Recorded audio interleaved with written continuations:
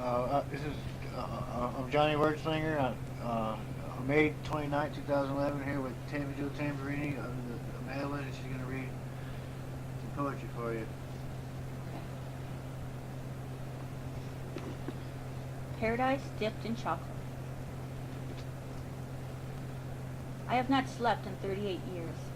I fear the blurred images of trees growing crippled and babies falling from the twisted, brittle boughs will haunt my dreams. I saw a woman yesterday, her face long and gray, with lines of distaste burrowed where her forgotten smile once vivaciously played. Alone she sat, watching the world around her erase.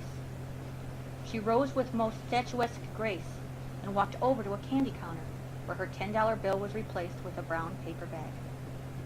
Anticipation washed over the pollution in her eyes as she opened her heaven and buried her hand into the soon-to-be litter disguised as a gift, revealing a finger-sized piece of dark chocolate paradise, and popped it into her mouth. And the woman smiled again. Everyone has become a monk, following an order of their own convenience. Mankind are like mice.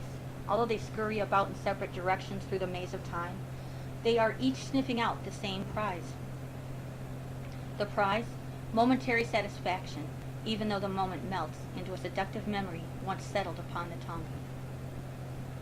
I roam within the valley of mountains built by human hands to house the restless. Even the sun attempts escape, radiating against shiny armor, becoming a reflection of white fire which severs back into the indigo skies as rippled pulsing waves. Birds perch on concrete streams, picking meticulously for feed through the rubble of the streets. Flowers wilt along the wayside and realize they have been born without a reason to possess a scent so sweet. I find myself wondering, if we no longer inhale the scent of a blossom, will the petaled angel cease to exist? If wings of a bird no longer free us from our cares, and we no longer listen to their chorus, will they cease to accompany our ears, our sights? And the lonely search amongst the lonely, collecting more pieces of man-made device, in hopes that the collection will one day make them whole again. I find myself wondering, how can peace breathe in a land where euphoria fits in the palm of a hand and requires a battery charger as a part of the divine plan? A plan conceived from the iron dreams that spit upon the earth to satisfy the cravings of man.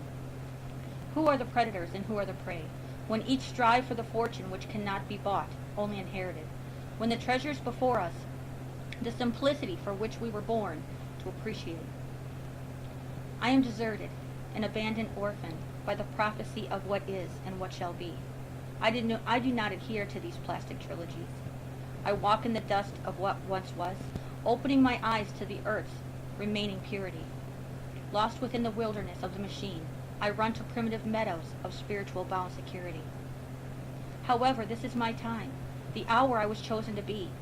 As I walk the path of roses, I must respectfully accept the thorns which score at the tender flesh of my feet, for these are the nails which have been driven by the blindness of humanity.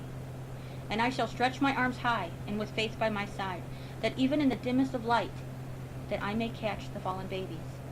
I find myself wondering, maybe it is I who is spinning too fast to be seen, and maybe it is the world which is holding still.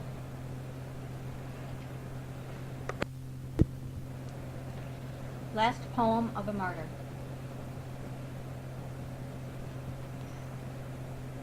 Bathed in filth on this prison floor, I bleed, quenching the dirt beneath my knees, with tears that spill forth from man's vile iniquities.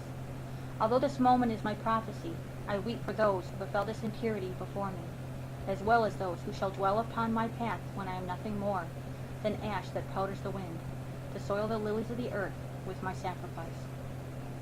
Bound in shackles which strangle my ankles and ropes which cut into the flesh of my pulse, I abide to no man's imprisonment, as my body is the less of me and my mind remains open to roam. The sill which blesses me from across my rodent chamber, although small, sings to me a chorus of halos upon each new morn, and whispers the journey of my escape upon each fallen eve, as the stars ignite a staircase for me to climb and slumber within the ripe blossom of the moon. My loneliness has not been a punishment induced by them, but a companion, to allow my mind liberty to speak. Upon the hour, they call and muffle my screams. They ravage what is left of my femininity. I look to the bird that appears on the tomb walls, bodice decorated with the loveliest of rose petals, to rescue me. The crimson angel opens her delicate wings to lift me, to recall the field where I can get lost with my childhood melodies. Starvation is but a remedy. To truly accept that my flesh is but part of who I used to be. For famine clings with rot upon my breath as a farewell kiss of that which I donate of self. Oh, how I long to inherit such joy and earthly harvest, yet now I must only resurrect such as a dream. My voice, which chimes out loud as the earliest of temple bells, has cost me my garden of splendors. Although this has been such a curse, the gift has also bejeweled my soul to cherish that which I am certain shall always remain divine. Tomorrow shall be my last witness of the sun's golden veil, as I am taken before the village masses. When I am dragged through the streets to be fastened to my pole, I shall not avail to their attempts to desecrate me, as they cleanse my dirt with their spit, but I shall dance upon the ocean's tides with grace the shores where lilies grow wild, and angels echo my name to paint the horizon. And when I am erected upon my cross, and their unholy flames bite at the brush below my feet, and they proclaim their last rites and command, confess before us which, and through the eyes of the Almighty in the church, you shall be released. I shall raise my head high, and through my parched, blood-laden throat reply, brand my flesh with the order in which you govern. For the possession of my body I bestow to you as a symbol. That which cannot be tarnished from your flames resides within my breast, and I shall not be held mute by any tongue, not even that which is my own. I speak from the vines which burst forth from the fruits of poetry, to enslave my spirit with psalms, eternal. So lay your torch, executioner, to feast upon my bones, for I do not exist before the courts, nor the churches, as my spirit is but my scripture, and my scripture is, as it shall always remain, free. Am I a martyr, or merely a chosen seed, sown to die for the voices that are yet to be?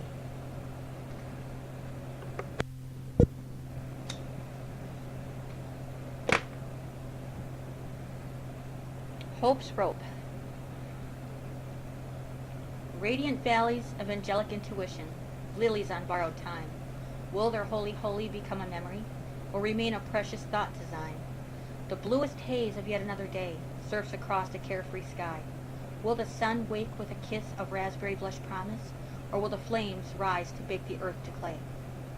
Children play upon a perpetual merry-go-round. Shrills drown out the sound of birds' nursery rhyme lullabies. Do they dare step off the ride, or spin, spin, spin, blurring the vision of Mother Earth, her apron held wide to invite them in?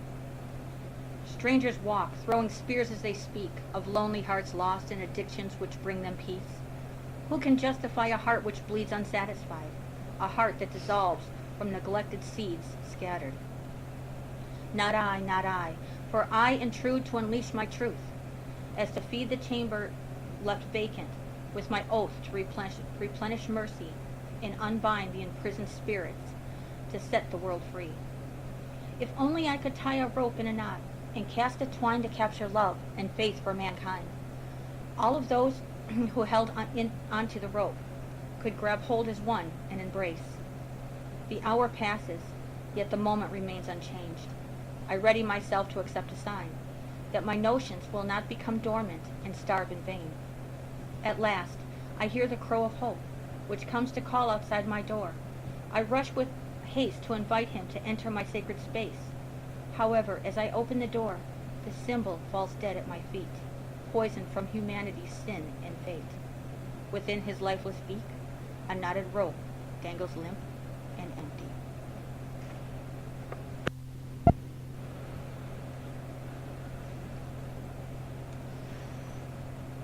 Symbols. Lost inside disposable haste, searching for a blanket of peace. Society falls with cries erased, within a land decorated for death. Rivers of blood flow from the east, sent to drown unsuspecting ones, while we dance, dine, and preach, searching for the blanket of peace. The cock crows to warn of the feast. Doves are lifted by ordained hands for release. Rainbows reflect through tears of ash. The earth ascends to dominate the last. A girl of tender years attempts to pay for love. She makes her wish upon a copper penny and clenches the token within her tiny hand before an empty well forgotten. Bellies swell from a starvation pill created by pharmacies who dine on wealth. Giants extinguish cigarette butts into the earth's clay under the soles of their Italian woven suede. Ants scurry, ants hurry to carry bricks upon their backs, working the foundation before the storm to last. Diligence is the master who creates the mound to shelter from the rapture of the piercing crowns. Mankind builds the towers which surround concrete achievements for the serenity of lawless fiends. We are the colony, we are the ants. We answer to no master as we construct our mounds. Why must we strive to plant iron seeds which grow high to poison skies, water, and trees? We aspire to escape our reality, searching for the blanket of peace. Bruises on the backs of visionaries without eyes, livestock in breach of regulations, hormone-injected meat wagon suicide. Ocean ribbons of high tide leave afterbirth of plastic waves, while downstream children run barefoot and play upon latex sand. Paws of dogs scar from glass shards, which sparkle like diamond collars, crystallizing the land. We kneel before our mocha latte double cappuccinos and drive our SUVs, searching for the blanket of peace. Once upon a time we imagined a song of harmony, to breathe, to love, to live, to be free. Yet mind designs with prosperous intentions have set a path with soiled perceptions. A kingdom we began with one soiled stone continued to stack and became our tomb. A girl of tender years attempts to pay for love. She makes a wish on a copper penny, clenches the token within her tiny hand before an empty well forgotten.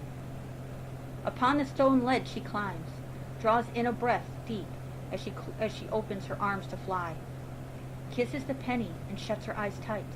Her last words, amen, and then steps off the side. She is the cast symbol for mankind, a sacrifice lent to awaken our sight, to breathe, love, live, and be free. We must never stop searching. When summer falls asleep. What is this moment of stillness which looms upon autumn's breath? 'Tis not the strike of saddened wind through the erect crowns which grace the trees, but exists within my very soul, as though lost and awakened change dares to whisper in gray. This impostor, which I cannot reveal, consumes the meadows below, where my spirit so often seeks refuge to escape. A mood, a blank, impedes, not that of tears nor that of laughter, but of a melancholy type of curious, comparing only to the naked touch upon a wrought iron gate in the dead breath of winter. I wipe a lost tear, although the contents of this wet birth does not bid purpose to the icy intrusion upon my warm cheek. I welcome the cleansing. For these are the moments which our flesh has been given pardon to feel the kisses from our soul, and accept that we are. I hear them move about, the others which share my likeness. I hear them amongst the hush. The hush is a song which speaks of transition and mourning, yet celebrates nature's rite of passage. I wonder, as the hush whispers through the decaying paper skin of dying leaves, can they also hear the prophecy sing? A bird to my knowledge clothed in white takes flight across a gossamer stream. Is he such as I, capturing the essence of sorrow? Or is the compass of his wings a symbol, to where ceremony should belong? My reflection within now illumes as I bestow this message of traverse measure, to accept this recourse, eluding the ray of grim, and to praise the motion of the sea which unfolds overhead and underfoot. For the eulogy adrift before my eyes has been sent forth to announce the season shall now sleep, not because the hush of the wind sings of change, but simply because even the seasons must gently lay to rest, so they too can dream.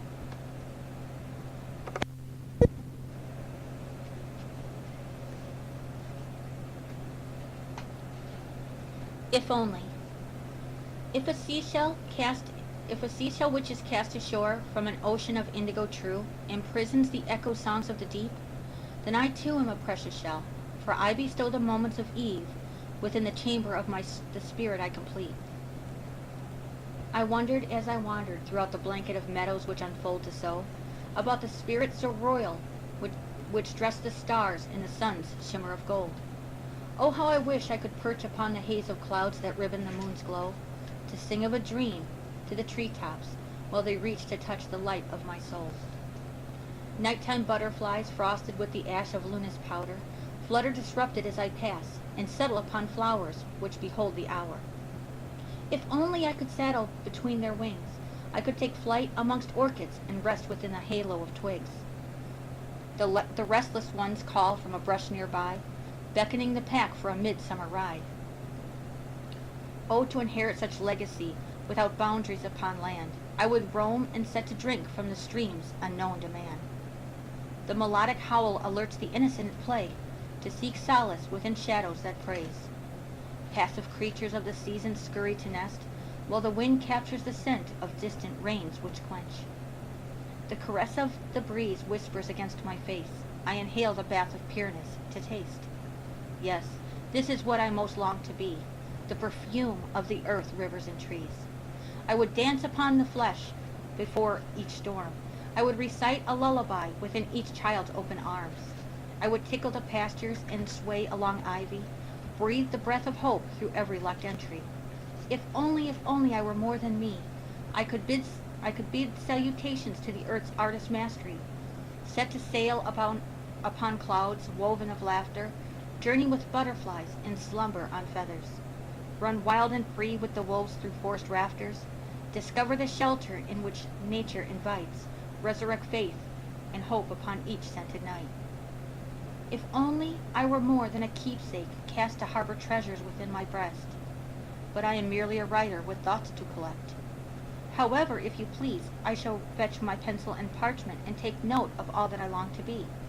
Then, dearest, you can place your ear against my shell, and in spirit come to dream with me.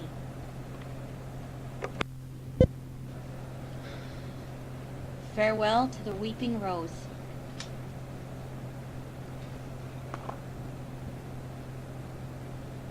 As my body lay to rest, I greet the awakening of my spirit. Unseen touch against my cheek. The wind has sent her gentle angel to call. Veils of sun-kissed light fall to dance in a stream of purest lucidity. The garden of life lost blooms, decorating my path with hues of iridescent hope. I stand here now, released from flesh. I am holy truth, yet still I seek blessed wisdom. Upon these plains of change, beauty surrounds my being, breathing whispers of yesterday, once upon a dream. Tiny cardinals made of rose petals twirl and soar before me, their laughter heard through the flutter of whispering wings. Crimson feathers slowly descend in suspended air. Exquisitely these gifts pillow my steps, guiding me to my purpose. As I quest, a wind spirit has come to delight my senses. Crystalled, frosted willow trees canopy above me. Her sweet melody entices the silver strands to sway.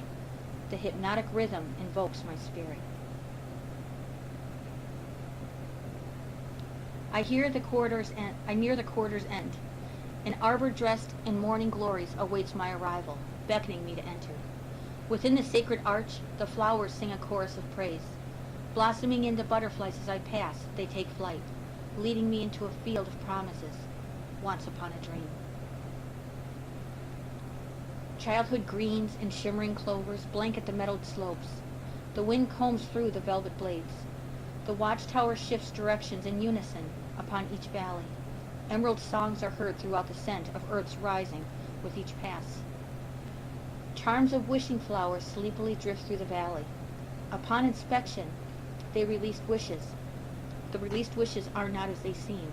They are the spirits of the thankful ones. I capture the delicate ghost for just a moment, opening my hand. The angel wisp becomes a snowflake and ascends. I spy a wine-painted rose through the golden haze. Sheerest illumination bathes over her beauty, casting around her with the divinity of a halo. She sits crested on top of a hillside peak, once upon a dream. Approaching the rose, earliest morning dew appears to cleanse over her.